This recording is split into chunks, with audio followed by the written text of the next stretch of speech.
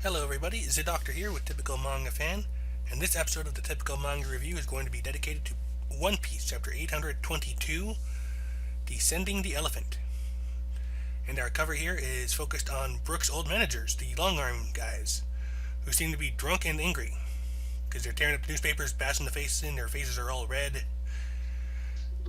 They are not happy with Brook's current version of fame. Well, they're not getting enough money, getting any money off of him. I mean, they don't have him to sing for him anymore, for them anymore. So yeah. You think they? I was gonna say you think they might still have the copyright, but would that have been taken away from him because he's a criminal or what?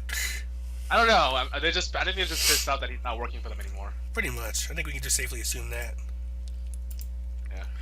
Yeah. So let's see. Next page we get. Yep. Chopper and Dr. Miyagi are basically just patching up the elephant. And he's actually one thing I noted interestingly right here is like the goat. He's pointing out that Chopper is pretty much combining the pharmacology of the Torino Kingdom, the Birdie Kingdom, and the Sakura Kingdom, as opposed to Drum. So their new name has actually managed to spread out within the past couple years. Huh, interesting. Yeah. So basically, you were saying? I was just saying, like, Chopper pointed out that just from the sheer scale of it, changing the bandages is probably going to be a difficult task, but all the minks are ready to take it on them, because after all this time, Zunesa's been their, I guess, benefactor. Like they've ridden on her back and they've kind of taken it for granted. Is it him or her? The elephant? I don't actually know. Oh, I think I don't know if you're going to mention it, but I forgot to mention it myself. Like we had the little whole thing with Chopper getting flattered. Yeah, I was gonna say something about that. Yeah. Yeah. But yeah, so they basically like, yeah, we shouldn't take things for granted because we are simply being allowed to live on top of Zunisha, and maybe one day that might end. And we now realize that Zunisha does have sentience. He or she can hear anything that we are saying, and understand too. Yeah. So. And the doctor has realized that there's one question he would like to ask the elephant.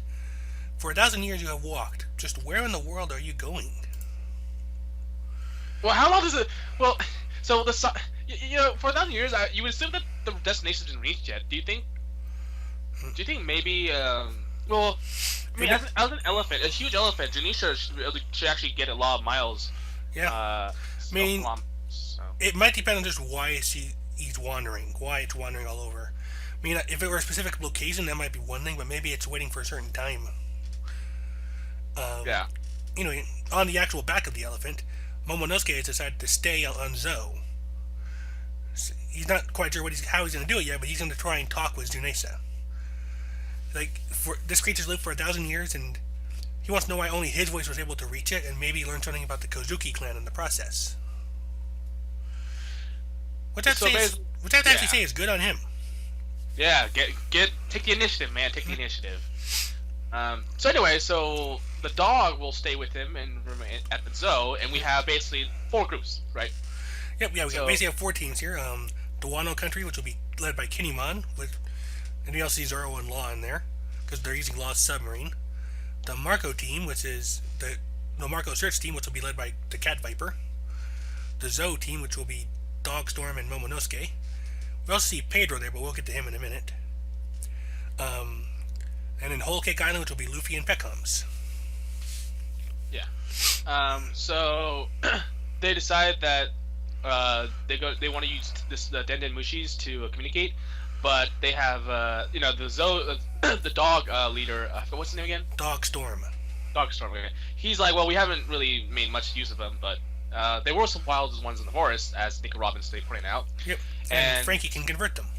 Yeah. So yeah, we got everything settled. Yep. And so they go. After they go to visit Peckham's, and the house is destroyed. I guess from all the hubbub with the elephant. Yeah. I'm okay. Yeah. Actually, he is okay because his turtle cell powers give him a turtle cell as hard as diamond. A lion turned into a turtle. That's interesting. Yeah. Exactly. Luffy's like, yo, it's actually a turtle. No. I ate the Kame no Mi. My shell is as impenetrable as a diamond. Okay. Yep. And it's like, Luffy's like, Chopper said he'd be taking responsibility for your care. I see. No type of reaction to the diamond comment, I see. Ugh. Well, Luffy doesn't really react to the things you expect him to react to. Yeah. And before I can go any further on there, he just puts back on those back and runs off. Like, wait a minute, I'm still clinging on to life here. I can't believe this guy. Worst savior ever. Made me think of Doctor Who. Did you ever see the end of time with Doctor Who? The last Tennant story? Worst I saw that. rescue ever. I don't remember as much of it, actually. I saw it quite a while ago, but yeah.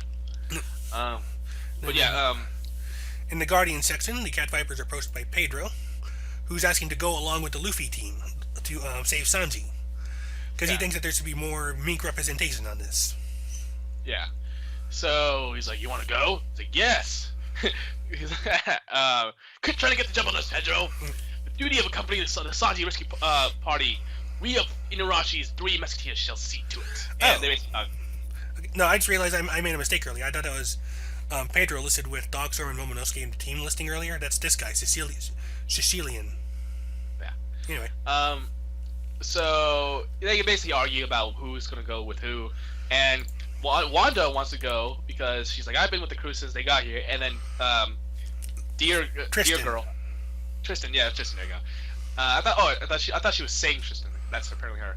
So Tristan wants to be Dr. Chopper's assistant. Okay, I can see where this is going. I'm sure you would love that. BB and Rhodey both want to go the ape and the bull. We fought with Luffy. Like, fighting with is not the same thing as fighting alongside. And there's actually a Discworld reference in there, but it's kind of I don't even remember which book it is, so it's not even a matter. Yeah. And we have the sheep guy like, Nami likes sleeping on my stomach. And no, even better. I want to chew on Baron Corbin's bones forever. Yeah, yes, I see all the ulterior motives, Silent Star Clan. Like he doesn't just shut up. No, I just realized we don't see Carrot anywhere in this. I was going to mention her, yeah. I saw a couple of posts about that, but I haven't had a chance to relook at the chapter since I saw them, so we'll come with that. We'll go with that. Maybe because Luffy doesn't like vegetables. Anyway, Cat Viper's like, I understand how you all feel, but I will be leaving this to Pedro. And then they all they object up until Pedro points out that Peckham is with them. And apparently Pedro's the only one that keeps him in line. Are they? I know he calls him brother, but I feel like that was a brother out of being part of a mink brother. But is he actually Peckham's brother or? I don't know. I kind of got maybe because they have the whole gang thing going. I kind of thought of it as like a gang bro mentality thing, but I don't know. Or maybe he was like the someone who was mentored Peckham's as he grew up or something. I could see that. But in any case, we now turn to Usopp and Nami. Usopp has been upgrading Nami's claim attack. She's turned it into Goku's power pole. Glad to see someone using it for once. Yeah. Goku stopped using his after a while. Yep. Another fact is she's just playing with it without even letting him finish explaining. So I just squeeze her. Let me finish explaining. Then she just grows out and smacks everybody. Yeah, so he goes through the explanation. I don't really want to go through it, but he goes through the explanation, basically saying it's a magic wand, essentially. Yep. And basically, he also points out, I think, it combines the powers of the pop greens, his plants, with some improvements by Frankie and Nami's tech from Witheria. Yeah. And he managed to put everything in there except for one thing. What? It's like some magic wand thing that he heard about. She told him about in Shabandi. He couldn't quite wrap his head around that one, so he couldn't include it. Yeah. So as he's talking about it, she's just screwing around with it. Like, you need to hold, you need to twirl. And everyone's like, holy shit! Usopp's like, you're the best, Usopp! Usopp's like, what have I unleashed? I love watching Ryder thinks it's like a ninjutsu. Ninjutsu, yeah. So basically, she's happy, and he's like, okay, well, the fee is Mirage Tempo, Bailey on the check. Damn it, Nami. Bailey on the check. That's on you. But yeah, of course he would. Yeah. But it doesn't even matter because she's technically part of the crew, so it's kind of like her money too. He knows where she lives. Yeah, he knows where she lives. So at this point, the rescue team is 6 people altogether.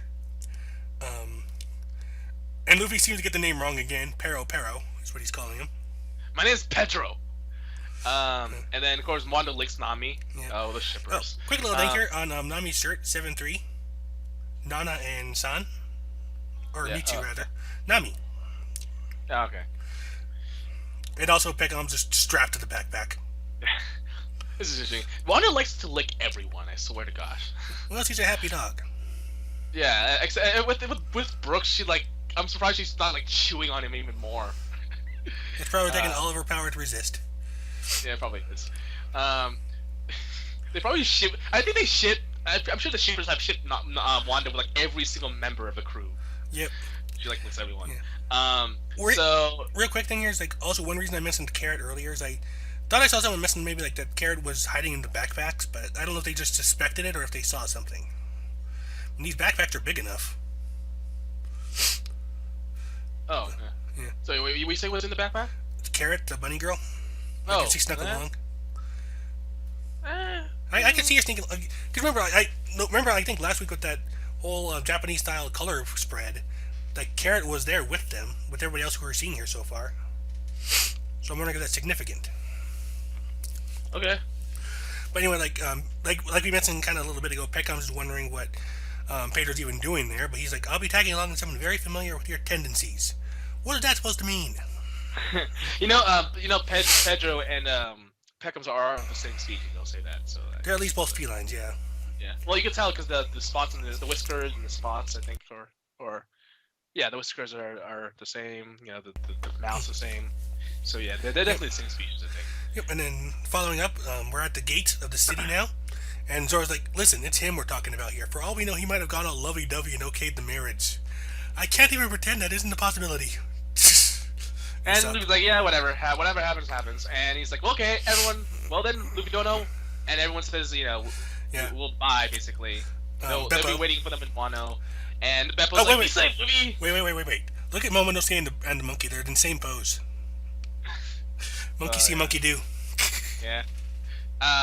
And so... And right above them is a pig or a warthog with a beer shirt. Yeah. So then, we see another panel of everyone else saying goodbye, saying, and then Kanjo actually says, wait. Frankie. Oh, you say? Oh, go ahead. What Frankie is? Frankie says he's going to build some weapons to deal with Kaido. Zoro's like, I'll round up the Wano Samurai for you, which seems to freak out Usopp. Like, what do you mean by round up? And didn't he beat one of the most powerful Wano Samurai ever? A zombie of him, anyway, yeah. Yeah, the zombie of him. So probably not as strong, but roughly around that level. And he actually has a sword too, so maybe it's like a homecoming for the sword. Well, I think Usopp's just thinking he'll start fights with all of them. Oh yeah, but I mean just for Zoro. Wait. Between Usopp and Zoro, Panda Man. Oh. I mean, Panda Man would be part of this group, wouldn't he? Like, presumably. Do you think Panda Man? Wouldn't Panda Man be a mink if you think about it? Wouldn't he be a mink? Maybe. Yeah. Also, on the bottom right, the little mink kids are like doing like kabuki stances. Do you think one day he's actually gonna when Panda Man's actually gonna become plot relevant? I would be amazed if so, but I don't think so. Hey, maybe he's One Piece itself. And we've been actually seeing it every single time. Panda Man is a member of Gold Roger's crew. Dude, I wouldn't be surprised if and he ended up being part of Gold Roger's crew. But anyway, so yeah, also, it's a homecoming. Because of what I saw earlier, now I'm looking at these pages trying to see if I can spot Carrot anywhere in the crowd. Yeah. Yeah. Then, so. Yep, go ahead. No, I can't see her. So yeah, it's a homecoming for Zoro's sword, and Kanjo's like, I'll help you out in getting down off the elephant. And then Luffy's like, no, thanks, but no thanks. And there's a reason why. I like that. He decides to grab everyone and jump off. And that, you think that Nami, Chopper, and Brooke would get used to it, but not really. Well, Nami and Chopper at least, because this happened to them in Enia's lobby. Yeah, no, I remember. That's what I'm saying. Like, I know, Brooks wasn't there, but I would assume that has he done this before, other than the Enia's lobby one? Not like to this level, but it's like also look at Brooke, his like soul's leaving his body. Well, I mean, if it only happens once, and you can still be, scared the second time. I mean, it takes more than just once to get used to something. So yeah, I'm not surprised that they're still like, holy shit. I do like on that top right panel where he's wrapping around Nami and Pedro. I don't know what it is. I like that look on Nami's face, like, huh? Oh crap. Boing. Of course, Pedro. I'm sure Pedro and Peckham's are like, holy shit. Yeah. Everyone's holding holy shit. Like so Pedro's like holy like sorry, there's a lot of questions. Nami's like, my life is flashing before my eyes. This is the real quick. This is the kind of thing in One Piece I love. Everybody reacting to all of the Straw Hats' just overpowered crap. Well, I mean, they are the Straw Hats themselves. So, well, I mean, like the crowd watching them on the last page. Oh yeah. But this time the actually if you think about it, the only people who aren't reacting are the Straw Hats. The ones who are not. Yeah, the ones who are not with Luffy. They're like, oh, I remember that. So better even you. Law's like even Law. Look at Law. Law's like, holy shit. Meanwhile, the other Straw Hats are better you than us. Pretty much. And Robin's just waving. Yeah. So yeah, Peckham is like, this is not what I wanted. And Cook is like, I saw my life flash before eyes, and my death, and my life again. Yeah. Dead. Because he's died twice. Well, once already. Yeah.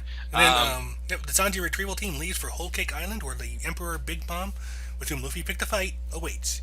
But now for something completely different. Yeah, I didn't expect this, by the way. Yeah, I know, me either. Like, elsewhere on the Grand Line, the Sand Kingdom Battle of Basta, it's Vivi. She's dressing her father along because he's in a really good mood because it's been so long since he's been to sea. And we see Vivi along with Pell, Karu, and Chaka. Yeah. And Pell's in the middle, right? Like the small guy. The one guy in the back going up the steps there. Yeah. That seems like Pell because of his hood. And he's like, yeah, it's been so long since I've been to sea. So she's going somewhere. Most likely the Reverie, because I think they brought that up with her cover pages. Well, what? The Reverie, the Meeting of Kings. Oh. One of the big deals about Fishman Island. I don't remember. Was it? Well, the whole thing about Fishman Island was like the Fishman and mermaids were trying to earn the right to be represented at the Reverie. Oh, okay. That's what the whole petitions and all that was for. Oh, okay. And so it's basically, I think it's that Meeting of Kings, like the one we saw flashbacks to in Drum. Okay, so that means we're gonna have. What's his name again? What's his name again? I totally forgot. What's Dressrosa King? Riku. There we go. So Riku's probably gonna be there too. Most likely, and we might even see Dalton because isn't he king of Sakura now? He's king now. He's king now. So Dalton, Riku, Vivi, Wapol. Wapol? He has cover pages where he's given a new kingdom. Oh, he's a new kingdom? Okay, well, Wapol. Did you see? I was like, what the fuck are you doing here? I got your kingdom now. Yeah, like since it sounds like you're not familiar with the cover story, basically, after he got kicked out of Drum, Wapol was living under a bridge. He chewed up stuff to make toy. He just chewed up stuff randomly. No. I remember he made a company. Yeah. I did read about that. I don't remember him doing anything else with that. I didn't think he had a kingdom. The last page was, I guess, like this. The world government or celestial dragon or something gave him a kingdom. Okay. Huh. No, it was the government, I guess, because I don't think the dragons have been introduced yet. Okay, because I was just like, I do know, because obviously I wasn't there. I wasn't reading it with the cover pages back then, but I do know that he made a toy company for himself. Yeah, and he married Miss Universe. Yeah, so I'm actually surprised that he had a kingdom. It might have been. I think that might have been one of the Return to the post timeskip cover stories is what it was. Okay, but are you sure? Maybe it's just the 20 original kingdoms. Well, no, it's not one of. It's not something like that. It's just like a kingdom. I know, but what I'm saying is the Reverie or whatever it's called. Oh, maybe yeah, true. You might be something out there. In that case, maybe we won't see Dalton or Wapol. Yeah. Well, no, it's in Dalton. Well, no, wait. The 20. Well, I guess it'd be the current rulers of 20 kingdoms. Let's see. What are the original kingdoms? We don't know them. Dressrosa and Alabasta are the only two we really know about. Yeah. Because they're 19, and then 20 is the one that didn't become there we go. noble. Yeah, during the time skip, the world nobles acknowledged Wapol's success and made him ruler of a new kingdom, the evil Black Drum Kingdom. Okay, so it's a new one. Okay, yeah. So the Black Drum. So this is the new one. This is not the one that we know, right? No, it's a different Drum Kingdom now. He's got his own place. But was the original Drum Kingdom even part of the original 20? It was part of the world government, I think, but not part of the original 20, one way or the other. Because Wapol could have been, was he? So he was not the family that succeeded a war noble family, right? We have no idea. They were not even an issue at that point. Okay, so yeah, maybe. Yeah. So yeah. The world nobles, 20 kingdoms. None of that was even a problem, and none of that was even an issue until much later. Yeah. Okay. So, yeah. Lots to be happening in One Piece. Yeah. Like I said, I love these comedy chapters. Like this, the stuff with them just goofing around with each other. Like Nami just playing with the Klima attack was awesome. And then bailing on the deck. Well, I mean, I'm surprised that Usopp didn't see that coming. You really think he should by now? Yeah. Okay. Yeah, that's been pretty fun. Like I said, I'm hoping. My question now is will the next chapter be focusing on Vivi or on Luffy? Yeah, I wouldn't know. Yeah, it could go either way. I want to say it's probably going to focus on Vivi since she ended this chapter. And we probably won't. We probably won't. We probably would skip a few chapters of just Luffy traveling because. True. Show nothing. Nothing really big interesting to happen there. Well, we probably are really into what's happening with Vivi right now. So. Right, and that's like this has been something that's been referred to and mentioned a lot lately because Reverie came up a few times in Dressrosa too, like because of how it might affect the whole Seven Warlord system and all that. Yeah. Right.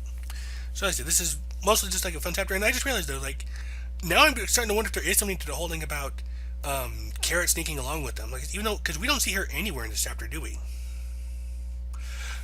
Also, when they're jumping down before, I just realized, like, everybody's freaking out. But Peters was like all question marks. Yeah. Yeah. I did mention that. Oh, okay. I might have missed it when you said that. Yeah, but yeah, we don't see Carrot, so she might be in the backpack. He might something there. I bet he wouldn't. He doesn't know because he normally thinks that buddies are food. That'd be perfectly in character with Luffy. But at the same time, like I could just see her yelling like, "Hey, I don't want them. I want to come with you, but I don't want them knowing. Can I sneak in? Sure." Yeah, I'm sure Luffy doesn't care. Yeah. Yeah. So, yeah. I mean, I wonder how she feels because she probably doesn't know what the hell's going on out there, and she's like, "Why is it we falling all of a sudden?" She's probably enjoying it though, because like I said, she thought the whole thing was cool with all the crap Luffy's gotten into. Yeah, Tower of Terror, man, Tower of Terror. I don't know. First thing I was thinking, I was thinking more of like a parachute ride they used to have a Knott's Berry Farm in California. Yeah. I was just curious to see, like, I wonder how Chopper's love life's gonna go, because that's actually kind of funny. Because of Tristan? She's like, I want to become Doctor. It's like, it was oddly specific. I want to be Doctor. No. So you're saying she is Dr. Chopper's assistant? Oh, she is Doctor. Oh well, she's already the next step. She wastes no time, that one. Well, honestly, he's not gonna find anyone anywhere else. Gigantic reindeer. So yeah. Hopefully we can see more Monster Chopper. By the way, we only see him once, and he was like I mean, Monster Chopper's always been like one of those really powerful. Well, we saw him a few times in Punk Hazard. I know. We saw him. What? Where? Punk Hazard. Oh, I thought we only saw him in Fishman Island. Sorry, I got a cough. No, in Punk Hazard, we saw Monster Chopper twice. Once after the body swap, because Frankie used the Rumble Ball immediately. and lost control because he doesn't know how to use it. And then the second time when Chopper was defending himself against the giant children. I don't remember. Oh yeah, I remember that. I remember the second one. I don't remember the first one though. Basically, they were still body swapped. They met the Yeti Cool brothers. They had the fight, and I think like Frankie, despite strict instructions from Chopper, Frankie took the Rumble Ball and went monster right away and lost control. It's because of that. That's why they had to tie Chopper on the Law's head later. Okay. Because he couldn't move after his body had been using the monster. Yeah. Which is still one of my favorite scenes in Punk Hazard because you can tell on his face, like that's the moment he realized, dear God, what have I gotten myself into? Yeah. All right, so that's it for One Piece. Yep. That's been the typical manga review for One Piece, chapter 822, Descending the Elephant. But before we sign off on this episode, I do want to remind everyone, like we'll be doing with our other videos, that there's currently a Kickstarter going. There'll be a link in the description, but it's a Kickstarter for the anime of Skippy to get itself a legitimate English dub. And a release, because they need the dub to actually get a release. That's the requirement. And so right now we're at 108. We're roughly 138,000. We need 155 to get to the base goal, and then 185 to get to the Blu-ray. There are 6 days left. Deadline is April 16th, 2000. Bear in mind these videos will be released on Tuesday. Yeah. It's Saturday night. Yeah. I told you that. But I'll just say the deadline though. The deadline is April 16th, 8:58 a.m. Pacific time. And we've been getting some of the and as they hit the milestones for the backing, we've been seeing some of the voice actors. For example, they've got Vic Mignonia. How do you pronounce that? Mignogna, thank you. As a character named Yukihito Yashiro. Ren Suruga, one of the main guys, is Robbie Damon. Sho Fua, the other main guy and general asshole, is played by Grant George. And then Kanai Kotonami is Erica Lindbeck. Yep. So yeah, please support as much as you can. And for those of you not wanting Grant George for Sho Fua, probably the most one that people would probably know him as here is Sanaga Yama from Kill la Kill. Yeah. And Robbie Damon is Tuxedo Mask. So yeah, I mean, any help would be greatly appreciated. Even just $1 can make the difference. So let's give Sojo some of the representation it deserves. And yeah, that's about it. Yep. Thanks a lot. And yeah, so this is the Typical Manga Review. Signing out. Bye.